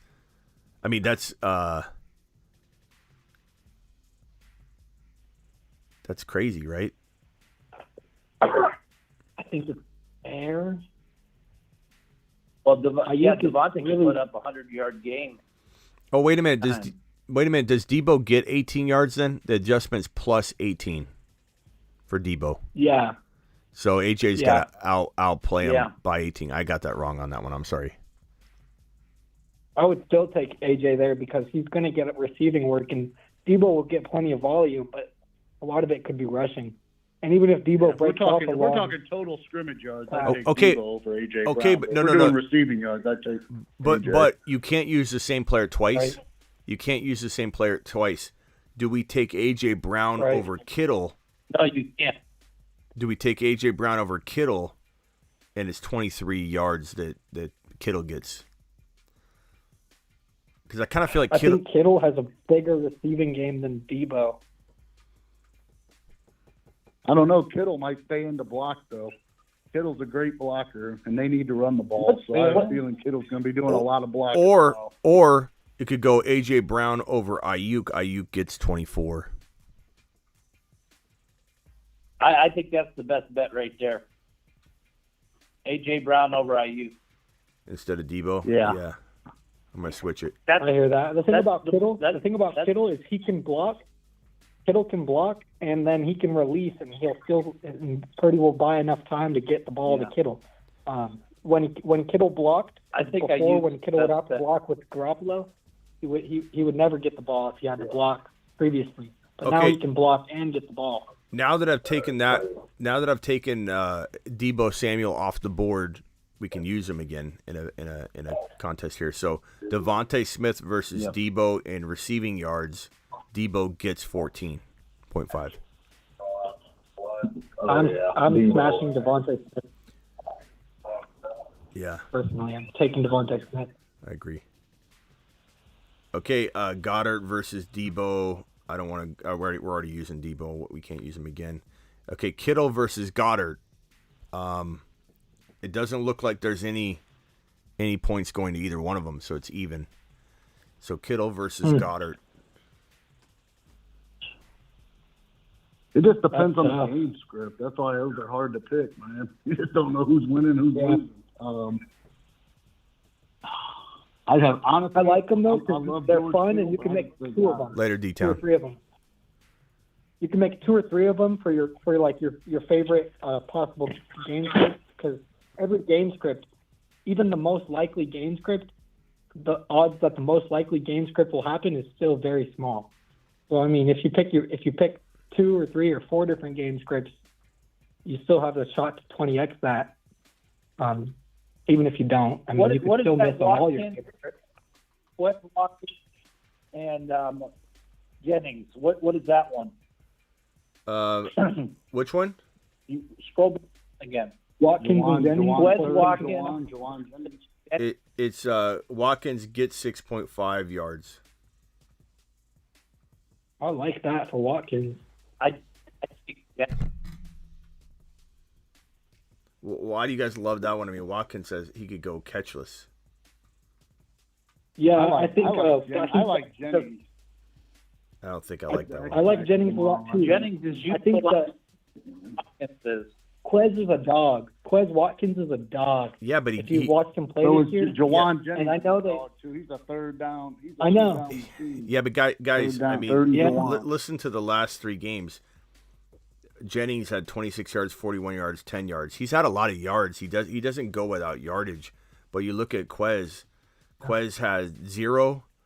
He had 14 yards and 0. He had 2 games out of 3 with 0. I know it's exactly.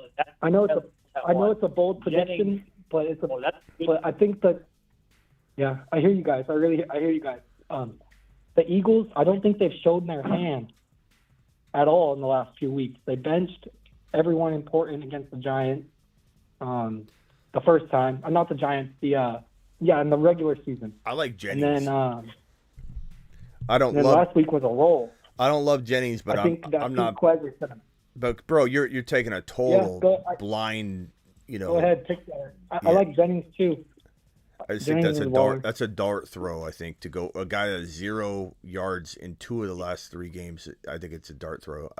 But Jennings seems very consistently mediocre. Like he's gonna get you the 20 to 40 yards. Right.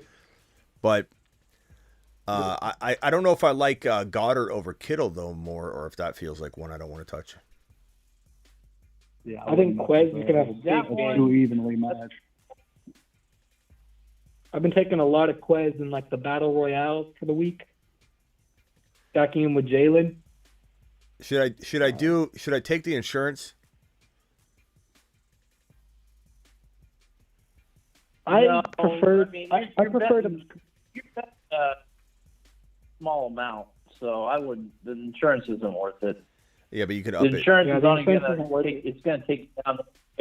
Yeah, let's like just six do. times. I'm gonna do a bunch of these $5 ones. Just do different variations of them later.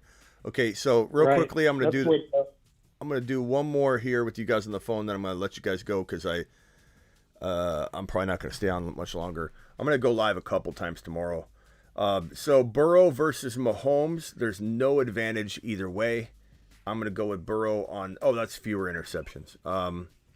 Passing yards, Burrow gets 8.5 yards. That's weird to get 8.5 passing yards for a quarterback. Like that's a small number. Like what's up with that? But I think Burrow has more.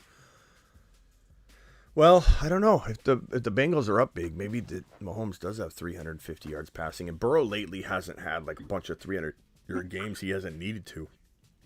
Burrow 242, 209, and 215. You know. I don't know. I don't know how I feel about that. What you do, Smitty, is you put $5 on this and you pick Kansas City. You pick Mahomes because you reverse psychology. You pick Mahomes, you bet on Mahomes, but you're hoping Burrow and Cincinnati win. Yeah. Win-win. Let's see here. Pacheco, Mixon, rushing, receiving yards. Give me Pacheco. He gets 27 yards too. He gets 27 yards on top of it. I could just go rushing, though, and you get 11. I think I'm going to do that one. That one feels a little bit better because Mixon could get, like, receiving yards or something. I think Mixon's not running against the Niners, and Pacheco is going to have a tough game, but 11.5 advantage. I like Pacheco.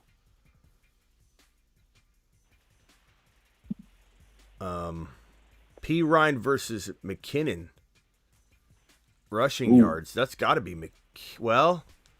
McKinnon can sometimes be all wide receiver, but then he ran some last week. Yeah, 25 yards last week, and then 6, and then 4. Man, that's a tough one. Some of these McKinnon done much. It's a tough one. That one's hard to. What about receiving yards? Kelsey versus Jamar. Kelsey gets only 5.5 yards. I'll take that, Chase. Yep. Kelsey versus Hayden Hurst. Hayden gets 44.5 yards, though. That's the biggest spread I've seen. I kind of like that for Hayden. But Kelsey's capable of a 100-yard game. Hayden could have 40 yards. That's tough. Oh, I love the Jamar versus Juju. Oh, yeah, that one's better. Let me go back and... That way we can use Kelsey again. So I'll take the Jamar. I'll go Jamar over Juju. It is 35 yards, though. That is a big number. Yeah, but Juju. They got a Boyd one. Boyd versus Kelsey. He could out. Boyd He gets could 40. out-receive him by 135. Boyd gets 45 yards over Kelsey. But Boyd hasn't had, like, his last game 23 yards, the game before that 26, 51 before that, no touchdowns. Kind of feel like I like Kelsey. I know you like Boyd a lot this week, Ron, but I kind of like Kelsey over that. But I don't know if I like it enough to put it in here. Kadarius versus Jamar. Well, yeah, Higgins match up. Higgins gets 20.5 versus Kelsey. Kadarius versus Because Jamar. Boyd's not going to get a bunch. He's going to get those touchdowns when they're in the red zone. That's where Boyd's going to be effective. I like this Kelsey versus Mixon touchdowns. Where are you seeing that? Rushing, receiving TDs, Kelsey versus Mixon. Okay. I can't do this one because I already have Mixon in one, but I can take Mixon back out. Let me see. What happens if you tie? What happens if they both get one? Then I believe we're on the Then tickets. it just comes to tie, and you get. It's like, would it be like having insurance? I don't know. You would only get paid you for 4? get credit for 4, so pay gets reduced. Okay, so it's not, you wouldn't lose if they tie though? But you lose more by doing insurance than you do if you get a one tie. Hey, do we like Pacheco? Right. Do we like Pacheco with 11.5 yards advantage over Mixon, or do we like Kelsey Mixon touchdowns? I like Pacheco over him with the yardage. What about receiving yards? T. Higgins over Juju. I like that one. T's only got to surrender 9.5 yards. I kind of like that one more than the Juju one. So I'm going to take away the Juju. That's not bad at all. That's very nice. Yeah, I'm going to do. He's that one receiver that's kind of hit. Boyd gets 14 minus he gets Juju. The Boyd Juju line is very beautiful. What about Jamar versus Kadarius Toney? Kadarius Toney gets 50.5 yards, but still, he's only had one good game. A lot of his work is rushing as well. Oh no, kind of like that one. He's tough though. He could end up with 0 targets. Hey Ron, there's a Boyd versus Kadarius Toney, and it's about even. It's 1.5 in advantage of Boyd. I like. Well, pretty. The Boyd Juju line for is yardage. beautiful. It's like no yards really. It's like one. Because I'm telling you, Boyd's not going to get a butt ton of yardage. Oh, hey, he's going to be more effective in the red. Here we go. Boyd versus Scantling. Scantling gets 6 yards. There you go. I like. You're taking Boyd or? Yeah. Okay. Yeah, I like it. I mean, what's Scantling done? 6 yards, Exactly. 27 yards, 28 yards. Oh, he did get last. Yeah, but that's not what we're betting on here or whatever. So, okay. So let's see. Hurst or Tony. We can't use those guys. Noah Gray versus Hayden Hurst. Only 22. Hurst is going to get more than 22 yards more than Gray. Right? That's a good one. Yeah, it should. Yeah, I would definitely take Hurst. He should, but that's why we do it. Okay, so here it is. Pacheco, 11 yards. He gets 11.5 versus Mixon. Rushing yards. I like that. We're taking Pacheco. Receiving yards, Jamar Chase versus Tony. Tony gets 50. That one's the only one that we're not like. I'm not like 100% on because like Tony could get 70, have a 70-yard game. You know, you never know. T. Higgins over Juju. Juju gets only 9.5 yards. I like that one. Boyd over MVS. MVS gets 6.5 yards. That's nothing. And then Hurst over Gray. Gray gets 22.5 yards. I like that one. Nailed it. Yeah, that's a beautiful ticket. Nailed it. All right, guys. I'm gonna let you go. Ben, last comment. Appreciate everything you do. Are you going to be live in the morning? I don't know if I'll be live before the games. I'll probably go live at half times and at the end of the games. If I had to guess. All right, sounds good. Ben. Thank you, my brother. Appreciate you, Ben. Take care. Later. And then get some rest. Yeah, Niner Matt, you got anything else, Niner Matt? During the first game. You what? I think if anybody's looking for you during that first game, and you on with Raj. Yeah, I'll be on IG. I'll definitely be on IG a lot throughout the day. Make sure you guys are following me on Instagram because I want to be on IG on and off all day. My stories. Also, subscribe on my profile. Hit subscribe for $4.99. You could be a part of a chat group that I chime in on, and that's where the voicemails get left during the daily show. And then on top of that, you'll get just like the YouTube exclusive members that are at the $9.99 level. Anybody on IG will get little tidbits and early information. Like, hey, I'm dropping a Moon Man today. Here it is. Don't tell anybody who it is. So follow me on Instagram. Last comments, Snyder Matt? Yeah, I just wanted to refer back to Ron Navy earlier.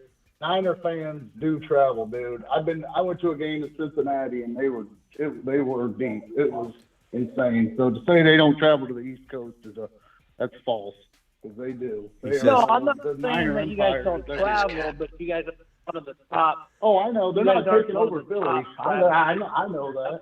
I know that, but they still travel. I'm just saying they're definitely top 5. Well, I know. For sure. Do the Steelers fans do travel well. I get it. You guys got a good fan base. They're all over the place.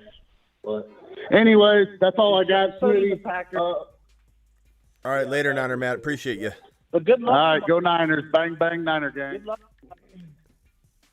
Go get them, bro. All right, Ron, any final comments? No, I sent you my pick'ems, so I don't know if you wanted to share any of those or not, but you have them.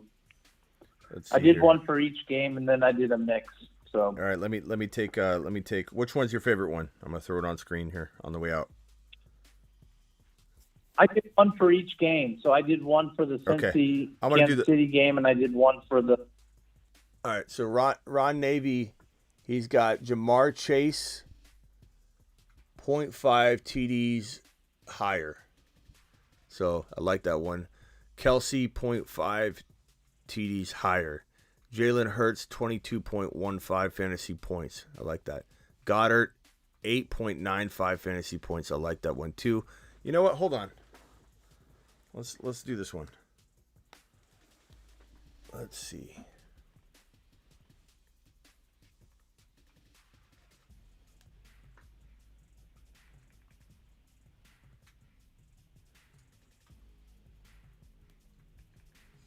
Hold on.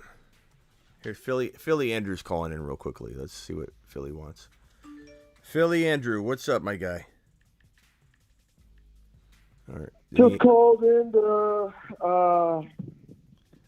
say that Brock Purdy's going to throw those 3 interceptions. The Eagles are going to destroy the 49ers, and it's going to be 31-16. Nothing like a Philly fan calling in, talking smack about 3 INTs. I love it. Hold on. Ron Navy, Kelsey TDs. You got fantasy points for Burrow, Goddard, Hurts, Kelsey, Chase. Okay, so hold on. This is Ron's favorite ticket here, or contest. I'm sorry, contest. Let me plug in here real quick, and I'm gonna do this exact one, Ron. All right, so. Okay. Where is there we go. All right, so I'm going to go to Pick'em, and I'm not going to do rivals. I'm going to do high or low, and we're going to do, let's see here, Jalen Hurts, 22.15 fantasy points higher. Goddard, 8.95 fantasy points higher. Joe Burrow, 20.45 fantasy points higher. What were the other ones, Ron, on that one? Jamar Chase, 1 TD, and Kelsey, 1 TD, right? Yep. Kelce. There we go. So this is what this one looks like. I'm going to drop that one. It's Hurts higher than 22 fantasy points. Goddard, about 9 fantasy points. Burrow, about 21 fantasy points. Chase and Kelce with a TD. I like it. Nailed. Philly, I disagree with you. I don't think Purdy's going to throw 3 interceptions. I know you wish that, but he might throw 1, maybe, but I don't see 3 happening. But he might throw 4. My final score. He might. You're right. He might not throw 3, Ron. He might throw 4. Philly Andrew. He might throw 4. No, he's not going to throw 4. He might throw. I like how Philly Andrew agrees. I think you're right, Ron. He's thrown 4. I'm sorry. Hey, Philly Andrew. I love the loyalty, bro. I love it. I love it. It's and I also heard you talking a little bit about the 49ers traveling, this, that. I mean, it's in Philly, and watch the language, it's Philly. Green. Don't drop a bomb. Anybody that's wearing anything in the San Francisco attire, they're going to be red. So don't drop a bomb. It's just going to be green everywhere. Don't drop a bomb, Andrew. You're getting riled up. No, definitely not. I respect the algorithms. Okay. You know, I'm pumped up. I can't even sleep. It's 2:00 in the morning here on the East Coast, and bro, I can't even get to bed. I'm going to the game. I got to be up early with tailgate and the whole 9. I'm so excited about tomorrow. Tomorrow. Good luck tomorrow, bro. All right, Philly Andrew. We'll see you later. Sure. Even though I'm not. I'm a diehard Steelers fan, so you know, between the Steelers and Philly, I always pick the Steelers, Sean? bro. No respect. I mean, I actually went to the University of Pittsburgh, so I'm definitely rooting for Kenny Pickett for sure. Yeah. All right, Philly. We appreciate you. Yeah, I'm picking 34-21 Philly. That's what I pick tomorrow. All right, later, Philly. I like that. I'm hanging up on you, pal. I gotta run. Bye. I appreciate you. Call in anytime, pal. Ron, I'll see you later. Good pick. We'll be rooting for the. Later, we'll be rooting Thanks for the same. talking. Yeah, we'll be rooting for the same contest there tomorrow. Oh, hold on, Roger. Hold on, one second, Ron. Yep, Roger's sure. calling in. This is the guy that sounds like he's eating his phone. Roger, dial in again. I missed you. Roger sounds like he's eating his phone. He's like, "Hello, this is Roger." Over and out. Dial in again, Roger. Over and out. Roger. Roger, can you hear me? Over. Roger, dial in again. Over. Roger. Roger Rabbit. he can't work the CB. He can't work the CB and watch the show, so he doesn't know. This is Roger. Roger, is this you? Over. Yes, this is Roger. Roger, what are you up to? Over. I just want to say, with the underdog bet, I think there's a couple of good bets to make. Okay. I think you need to take P. Ryan and Mixon over. P. Ryan Mixon, okay, higher, good, okay. And I think you need to take any Kansas City running back under because we are so good against the run. I'm sorry, you're breaking up. Can you repeat that last one? What was the name? What do you think? Well, I didn't catch the last name. You broke up. Over. What was the last name, Roger? I think our defense is so underrated, you know, especially our run defense. Yeah. Both D's are amazing, Roger. We stopped the bet. Henry didn't even get 30 yards against us. Broski, both defenses are phenomenal. It's going to be a game, bro. It's going to be a game. Our defense is so underrated. It's going to be quite a day, Roger. Over. Hey, I got San Francisco and Cincinnati going to the Super Bowl. What do you think? I've got the Eagles against the Bengals over. Hey, Roger, can you do me a favor? Don't ever change your phone, Roger. We absolutely love it. Roger, can you hear me? I love it, buddy. You're the man. I feel like we're talking on CBs right now. You was on the Bengals before most people were. That's what I'm so impressed with you. You told everybody that was going to playoffs. And people laughed. They made fun of you. They did. They made fun of me a lot, Roger. I felt like I was back in grade school. It was awesome. Hey, who? I was with you all the way. What's Ron? You missed it. What's his name? I'm blanking out on the coach. The Browns' former head coach from back in the day. Lost every game in the world.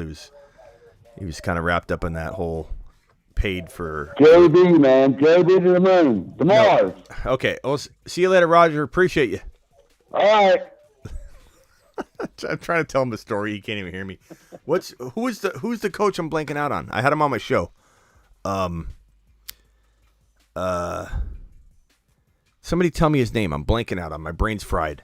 The Browns coach. One of the worst records. He was reportedly paid to How far back? Like 10 years ago. What was it? Someone tell me. Hugh Jackson. For some reason I couldn't remember his name. But Hugh, you missed it last year. Hugh Jackson came on the show in the off season. We're not talking about this past off season. We're talking about the off season prior, before drafting Jamar Chase, when everybody said that Penny Sewell was the pick. You got to take Penny Sewell. If you don't protect Joe Burrow can't throw the football. And Ron, if you think I've ever beat a dead horse on a topic, times it by 5. That's how much I talked about the Bengals needing to draft Jamar Chase and how they would win the division if they did. Hugh Jackson came on my show, practically laughed in my face on the live stream in front of everybody. And I didn't feel embarrassed or anything because I know I'm right. But he's like, no, Penny, no. They can't. How are they going to protect Joe Burrow? And I said that they could win the division. And he practically laughed in my face. And I got to bring up that footage. That was great. I liked Hugh. He's a really nice guy. But it was hilarious. It was. If anybody remembers that, speak up. But That's it was. Why you're show. He has no head coaching job. Well, I think he's a college coach right now. But yeah, I hear what you're saying. But he was laughing at me, bro. Well, he was laughing at me. And then he kind of had some double talk. Then he had a little bit of double talk at the end. He basically then said, I go, so you're telling me, because he said I'm wrong. I go, I think we're on the same page. He goes, I don't think we are. And I go, but Hugh, you're telling me that I'm wrong, that I'm saying the Bengals could win the division. You're also telling me that I'm wrong, that Jamar Chase is the right option. But then when I said, Hugh, you don't think they should draft Jamar Chase. He goes, I didn't say that. And I'm like, then what are you saying, Hugh?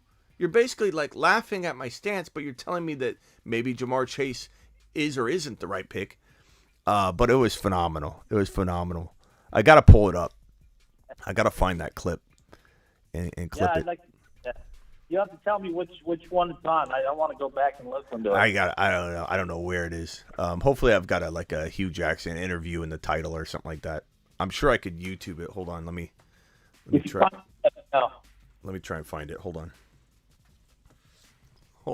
Let's try and play this live. That would be fun. Let's see. Hugh Jackson, the Fantasy Football Show.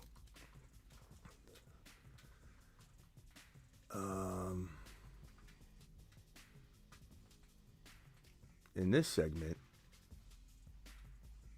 yeah, Hugh Jackson. Here we go. In Hugh's defense, we did talk about ETN, and both of us talked ETN up big time. So there was that. But let's see if I can find this YouTube clip real quick. Let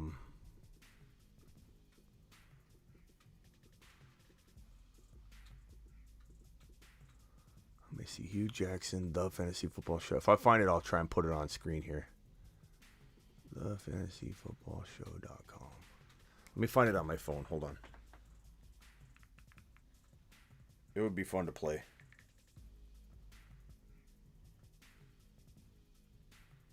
Let's Let's see, Hugh Jackson.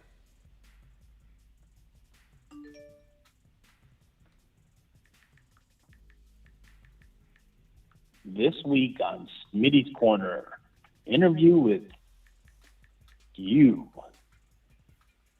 Jackson. Hugh Jackson, fantasy football.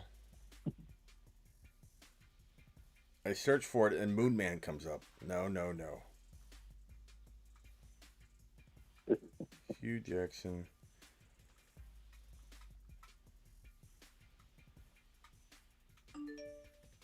Hugh Jackson, the fantasy football show. I really didn't tag this very appropriately, did I? Can't even find it. No, that's...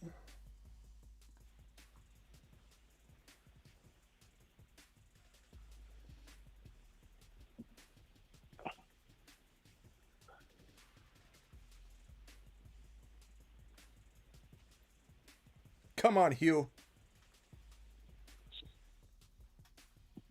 Everybody excited in the chat? Everybody getting excited for tomorrow's games? I'm going to find it, Chad. Don't worry. But yeah, I'd love to know if you guys are pumped and ready. Fantasy football bus. I wonder if you that's guys the pumped? video.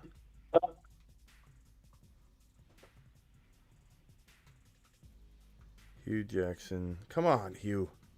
I must have not put him in any of the titles, so it's going to be hard to find it, but I'll find it. It was draft content. It was a certain time frame, like right before the NFL draft. But let me just see. I'll scroll a little bit longer, but I've been scrolling for like a minute, and it's hard to find it.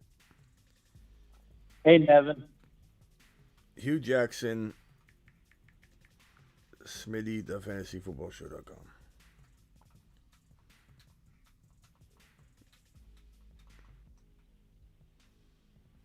Here's this. I don't know if you've seen this before. Come on, guys. Like the chat. Who's ready for tomorrow's game? Let's go. Ron's give a thumbs up. Give something. Come on. Who's excited? Have you seen this? For those of you that are fortunate enough to work at home like I do. Expert marriage hack for those of you that are fortunate enough to work at home like I do. Miss Smitty comes home from a long day at work. I take dishes that were already clean out of the cabinets, put them right here, make it look like I did dishes when she comes home. She thinks that You ever seen that? A lot of this stuff. Where I take clean dishes out of the cabinets and put them in the rack. It makes it look like you did a bunch of dishes. It's a nice hack. I don't know. I'll find it and I'll put it up. That's a shame I can't find it right now. I wish I could. It would be gold right now. On my channel. I can't find it. I must have not tagged it. I must have had somebody else on too that this segment, Hugh Jackson.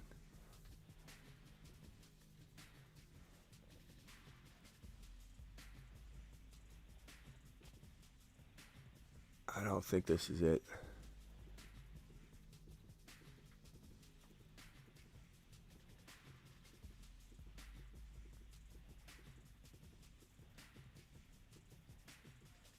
That's not it. All right, I think I can't find it.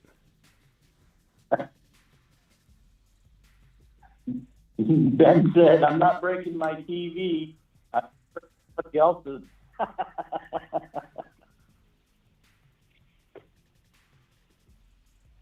Hugh Jackson. I'll find it. I promise, guys. It'll just take me a while. All right, I'm out of here, Ron. Appreciate you. Yeah. Take it easy. All right, later, Smitty. Later, chat. We'll see you all tomorrow. Later, Ron.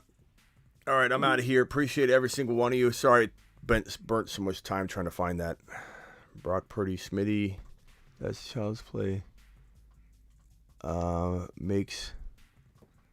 Yeah, it's a good move. Let's watch Hugh Lewis. Hey, I'm not breaking my TV. Might break someone else's though. Yeah, good luck, bro. All right, Matt. Good luck tomorrow. I'll see you all tomorrow. I'll be live probably at halftime of both games, or at least at the end of each game, and then maybe later in the night. I'll catch you all later. Appreciate you. Later.